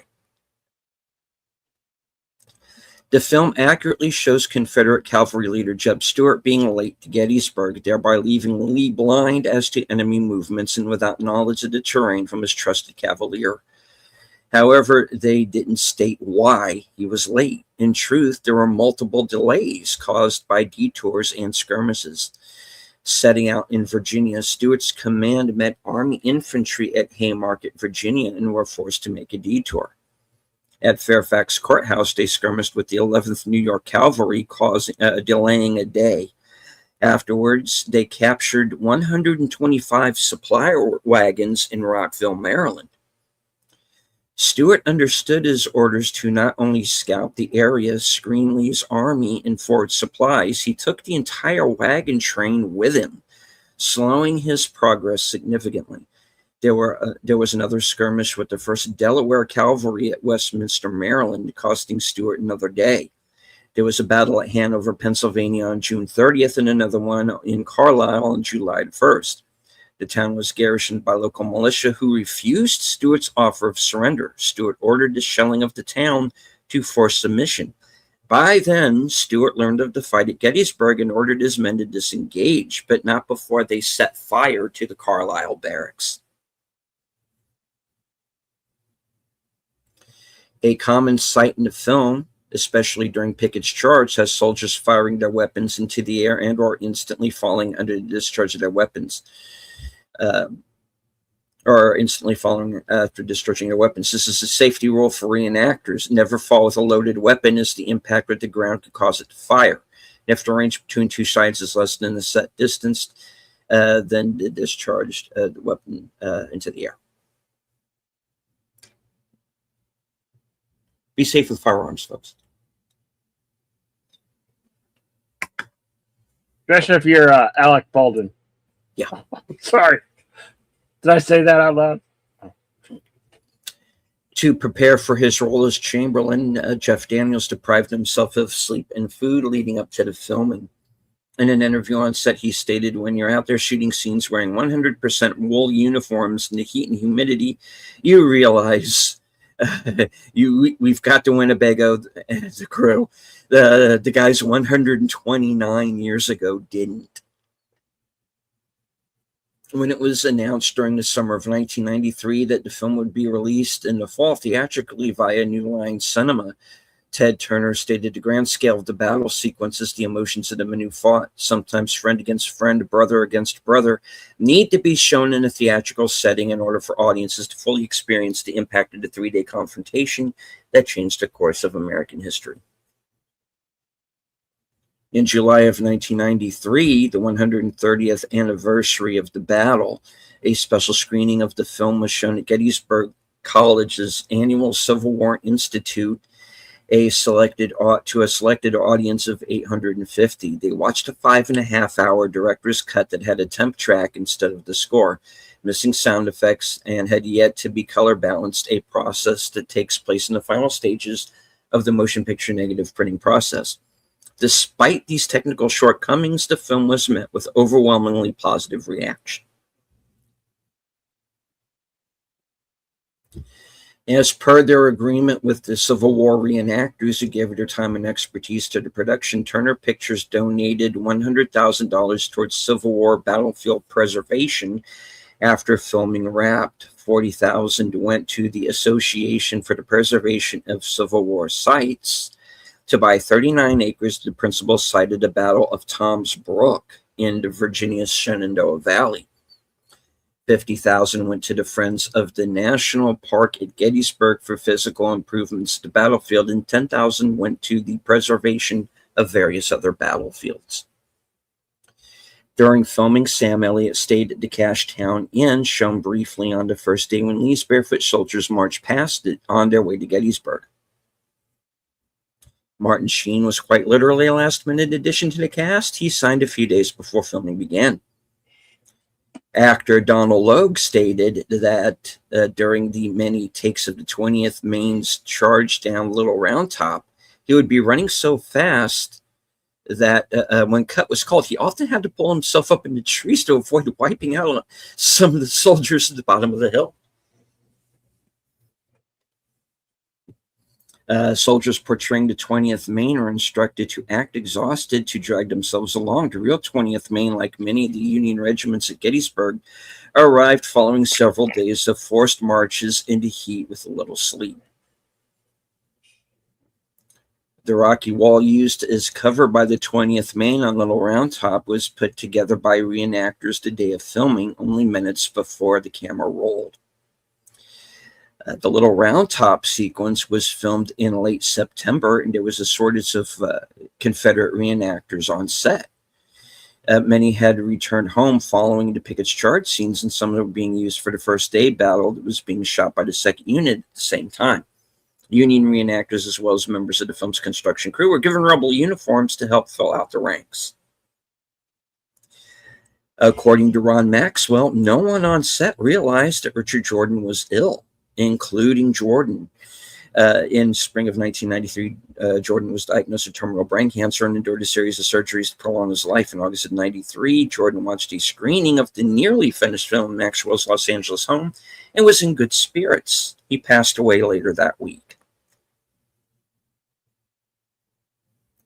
While the film was in post-production and still being planned as a 3-part TV miniseries, there were discussions to use the narrative introduction to help tie events together for viewers who weren't familiar with the Battle of Gettysburg or only watched parts of the movie. This was scrapped when the decision came to realize it theatrically at a shorter runtime. All that remained was Morgan Shepard's opening narration, which is the forward to Shara's Killer Angels. The floppy hat Tom Berenger wore as General Longstreet was a strange source of contention on the set. Historical advisors didn't like it because it was not authentic, and the production staff didn't like it because it blocked Berenger's face. Berenger was talked into not wearing it for several scenes, including close-ups. No one is sure why he wore it. Instead of the more accurate officer kepi he would wear in pre-production at several of the film's premieres. It was often asked why Robert E. Lee wore the rank insignia of a colonel despite holding the rank of the general of the Confederate Army. Lee was a colonel in the U.S. Army before the Civil War began and said he would wear the rank insignia of a general only after the Confederacy won the war and was recognized as a nation. As the movie was being edited, Turner pushed Alan Horn at Castle Rock Entertainment to become the theatrical distributor. Horn refused, saying the movie was too long for theaters. While on a trip to L.A., Turner told Horn he had an edited-down version he wanted him to see. Horn said he was free to watch it after lunch and asked if 2:30 was okay, with Turner saying, "Well, that depends on what time you're planning to have dinner." Turner responded Turner would acquire Castle Rock and their co-financing partner, New Line Cinema, that fall. Ron Maxwell and Jeff Daniels almost got off on the wrong foot before production even began. Daniels was on Maxwell's radar during casting because of his mostly comedic roles at that point, but Maxwell agreed to meet with him at Daniels' home in Michigan. After watching Daniels perform in a play at his Purple Rose Theater Company, both men sat down at a local bar to discuss the role and the film. Maxwell still smarting over Turner executives overriding his first choice, Russell Crowe, for the role. And I didn't know that. Recommending Daniels. Asked Daniels if he had what it took to play Chamberlain. Daniels shot back, "Are you going to do this thing right or just do another bad version of North and South? If that's the case, I'm not interested in your project." Over several rounds and much discussion of the film, they became much more amicable with each other. Daniels wanted a part, and Maxwell saw him as a dead ringer for Chamberlain with incredible dramatic range. Daniels signed on shortly thereafter. Pieces of the musical score were used in some of the sketches during the October 9th episode of Saturday Night Live, hosted by Jeff Goldblum. The weekend Gettysburg opened in theaters. Robert Lee Hodge, who is credited as, quote, Confederate soldier, is the reenactor who appears on the cover of the book Confederates in the Attic by Tony Horwitz. All right. Filming for the movie marked the first time Sam Elliott had ever been in Pennsylvania. 3,000 extras were used for the opening of Pickett's Charge. The movie is based on The Killer Angels by Michael Shara, which was published in 1974. Won the Pulitzer Prize for fiction in 1975. Even though popular with American Civil War buffs, it did not become a bestseller until 1993, 19 years after it was first published, because of the success of the movie.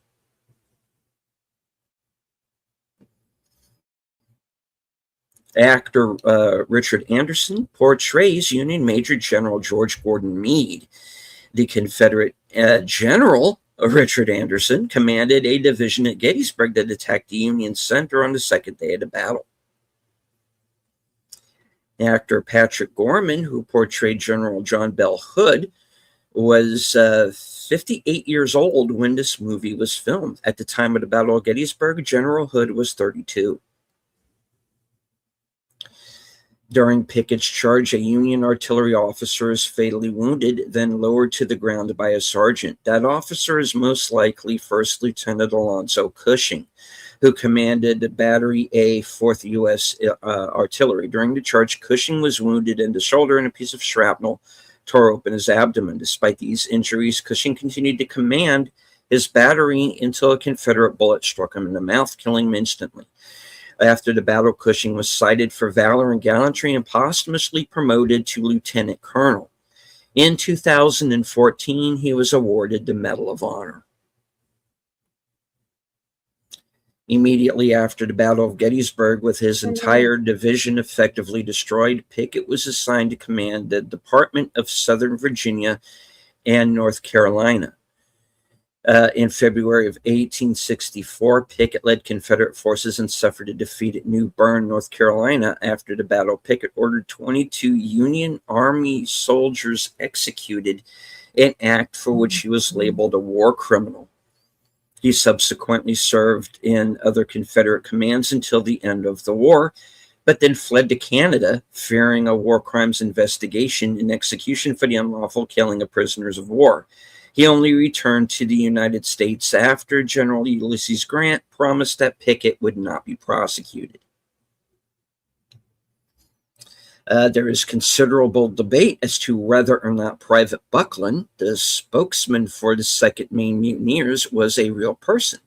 In interviews before his death, Michael Shar stated that the only fictional character in his novel was Buster Kilrain, though in the film both Kilrain and Buckland's photographs are of random Union soldiers.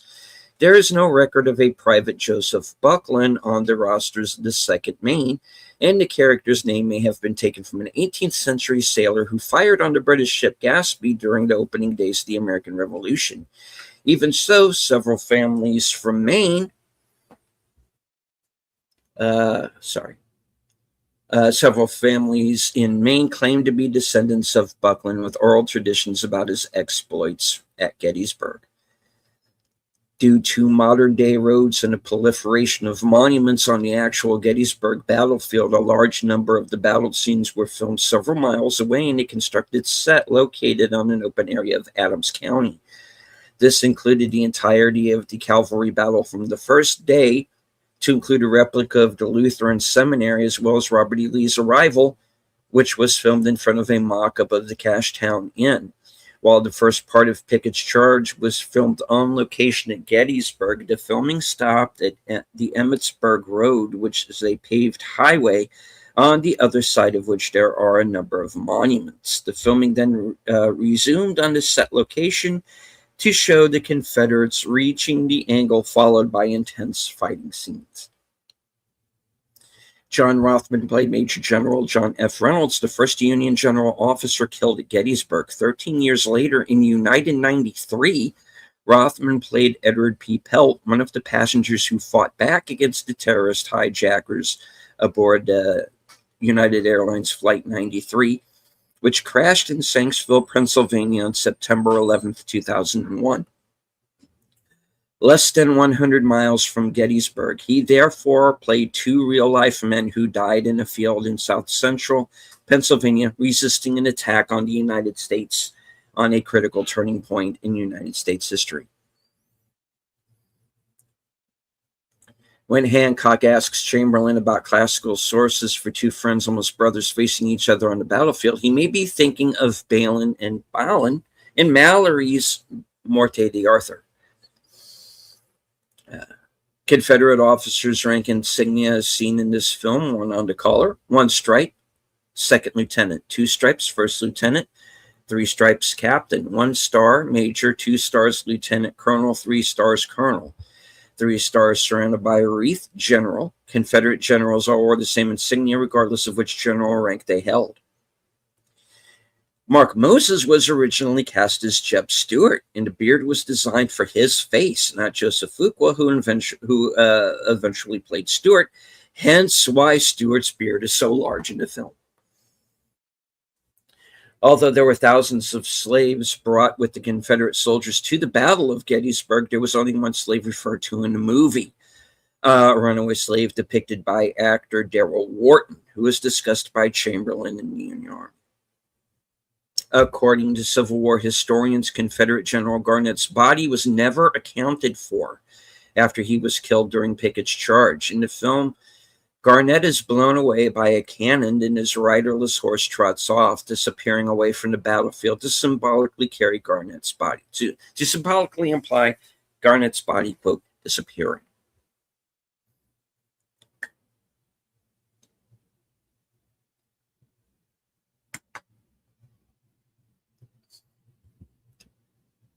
Although you got to think if he was truly that close, there probably wasn't much, if anything, left. And my guess is his horse would have been killed too. So, all right.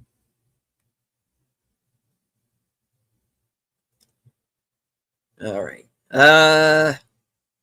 All right. Let me jump ahead a bit. There's one that's quite lengthy. I'll save that for last. According to Ron Maxwell, Russell Crowe was his first choice to play Chamberlain. Crowe, almost completely unknown in the States at that point, was an impossible sell to Turner executives who wanted a name for that role. Maxwell told Crowe and his agent that he would keep trying. He then did a screen test with Crow in his backyard, with Crow in a blue jacket similar to that of a Union officer. Crow performed both the second main speech and the Killer Angels scene. And Maxwell brought that tape to studio executives as evidence he was the right actor for Chamberlain. Eventually, the head of TNT programming grew so frustrated that he told Maxwell that if he heard him say Russell Crowe's name one more time, he would cancel the entire project. The book which Johnston Pettigrew refers to during the field briefing, which Longstreet replies he will not have time to read today, was titled Notes on Spain and the Spaniards in the Summer of 1859, with a glance at Sardinia, and was published in 1861. That's a terrible title. Shorten it. Come on. The Blu-ray director's cut of the film adds 17 minutes of additional footage, bringing the runtime up to 271 minutes, or 4.52 hours. The photo in the opening credits ostensibly of Confederate Brigadier General Richard B. Garnett, which morphs into a still shot of Andrew Prine, who plays him, is believed by many historians to actually be that of his look-alike cousin, Robert S. Garnett, who was also a Confederate Brigadier General and Richard's classmate at West Point.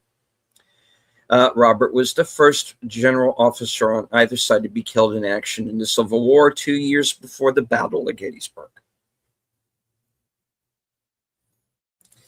C. Thomas Howell worked with Martin Sheen's sons, Emilio Estevez and Charlie Sheen, in The Outsiders and Red Dawn, respectively.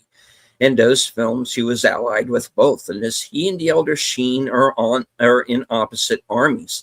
Though this is their first film together, it's not the first time they've been in opposing casts.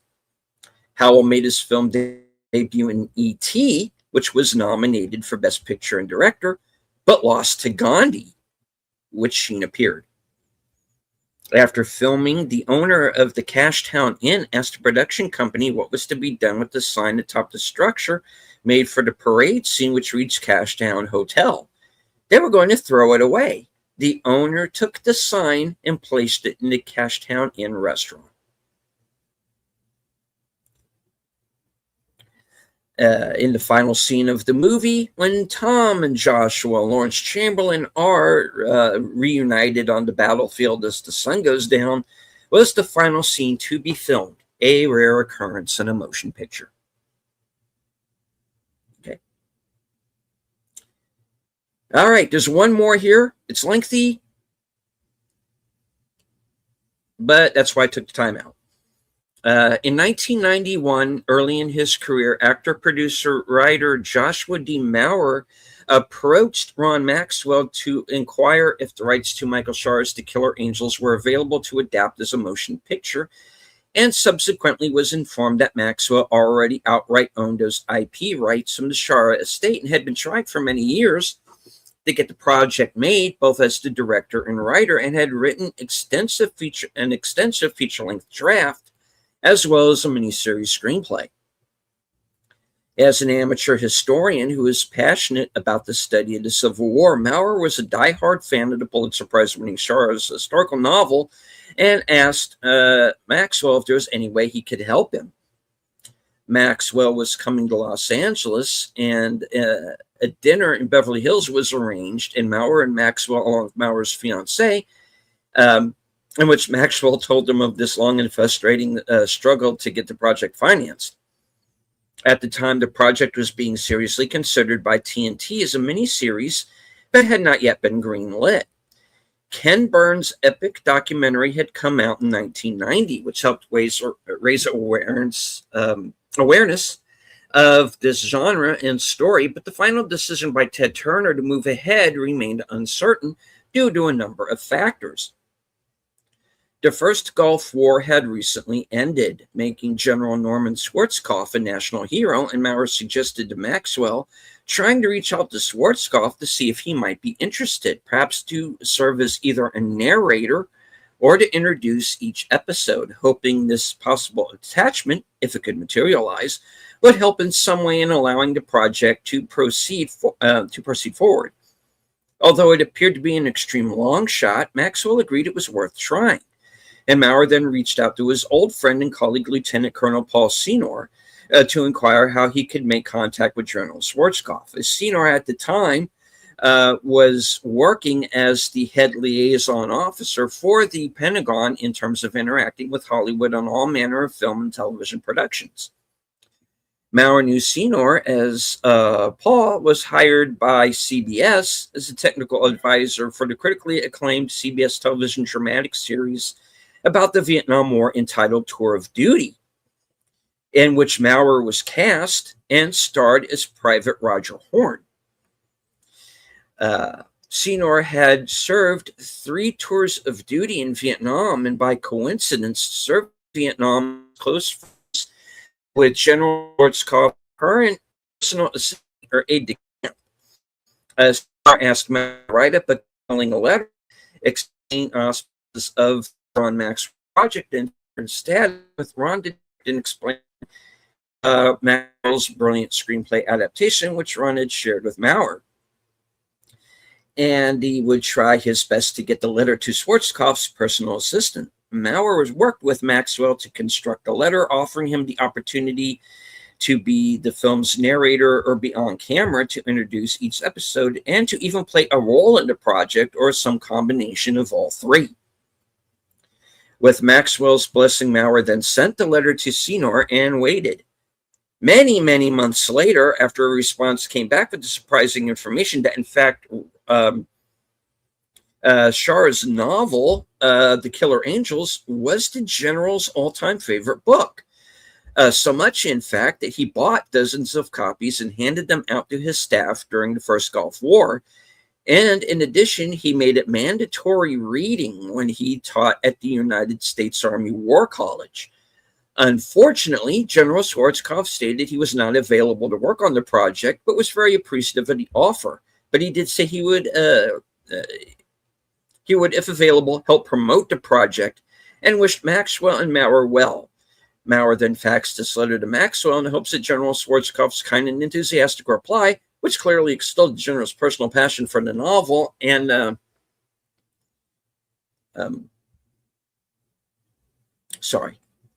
lost my place. Maurer then faxed this letter to Maxwell in the hopes that General Schwarzkopf's kind and enthusiastic reply, which clearly extolled the general's personal passion for the novel and the high regard and esteem he placed the work, might in some small way help. Maxwell then shared the letter with TNT and Ted Turner. In the end, the project did finally proceed forward as an epic TNT miniseries, which was then initially released as a feature motion picture.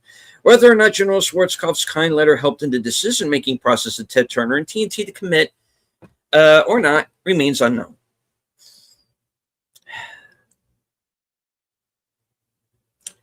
Alrighty. That is it. The scrolls? Closing the scrolls. Well, I found a Western for next week. Okay. It's on Prime. On Prime Video. It is called Bad Man Must Lead. Starring Chad Michael Murray, Bruce Dern, and Todd Terry. From 2025. One time, 1 hour and 51 minutes. I am not familiar with it. Neither am I. So never seen it, but I just found it. So yeah, maybe we can do that one for next week. So I don't know if it's good or don't know if it's bad. Don't know. Little to know nothing about that. Let me look this up real quick. Got a trailer since I still have IMDb Pro open here.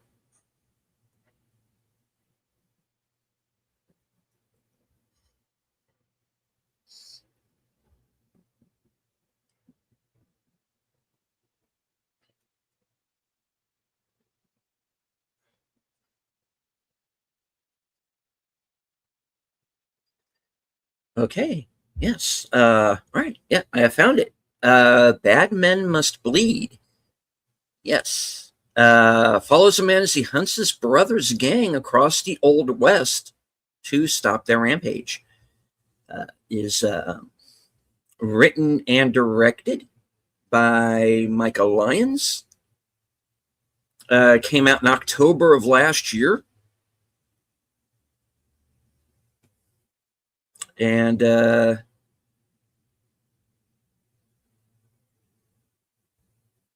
yeah, it has some familiar names in it.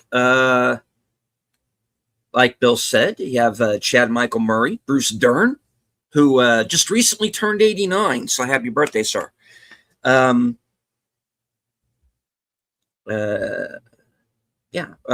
Leland. You, if any of you ever saw CSI Miami, you might remember him as Sullivan, who was Horatio's first partner, who went wrong, became corrupt.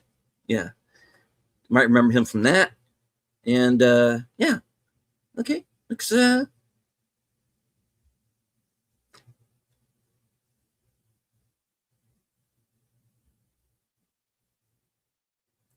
interesting. Yeah. So and then tomorrow, special edition of Action Theater on the holiday. If you guys feel like joining us, we're gonna do the Longest Day, and then Wednesday in Harm's Way with John Wayne, and close her out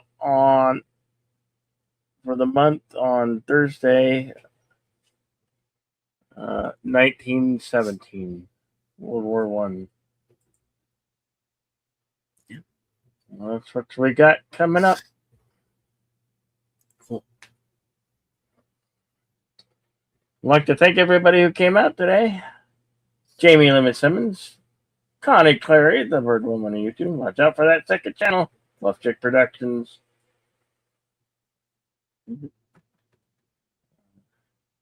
Burley Broman, new face. Aces of Movies, think who dropped in by. Of course, thank you to the Tired Midnight blogger, Curtis Selby, who was with us on the Cosmic Chat. Yeah. All right. And we at one point had nearly 100 people watching us live. So thank you. Thank you all very much. Even if it was just for a few moments, we do appreciate it. Yep. And hope that everyone enjoyed the film. And please look more into the history of the battle and of the Civil War itself. And of course, go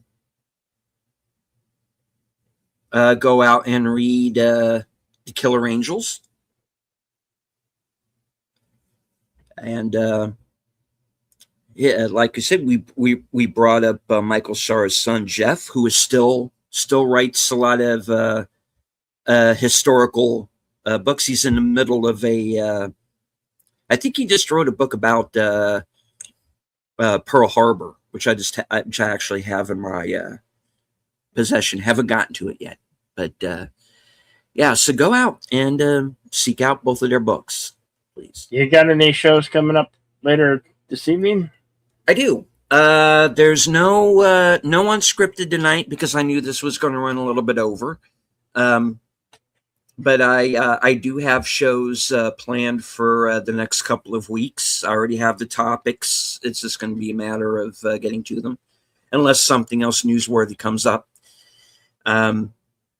I am going to be appearing later on tonight on Reserved Seats. My show Reserved Seats returns at 11 p.m. Eastern, 10 p.m. Central. Aged Boomer is going to be my guest. And we are going to be talking about the current state of horror films and streaming services. So it's going to be an interesting discussion. It's going to be tonight at 11 p.m. Of course, Boomer and I will be joined by Troy Pacelli and Netters Network Tuesday night at 8:30 for the next episode of Live from Sparkwood and 21. Then, of course, tomorrow I'm going to be joining Bill for The Longest Day. Wednesday for In Harm's Way. And Thursday for 1917 as we round out our month-long salute to the troops. And then, of course, later on Thursday night will be my program, Coming Attractions, where you get to find out what I am going to be up to next week. And, of course, stay tuned. Right back here, same bat time, same bat channel next week. For the next episode of Western Cinema Presents. Yep. Alrighty. As I like to say, always remain to be excellent to one another. Have a safe holiday. Enjoy the rest of your 4-day weekend. And take care, and we'll see you at the next one.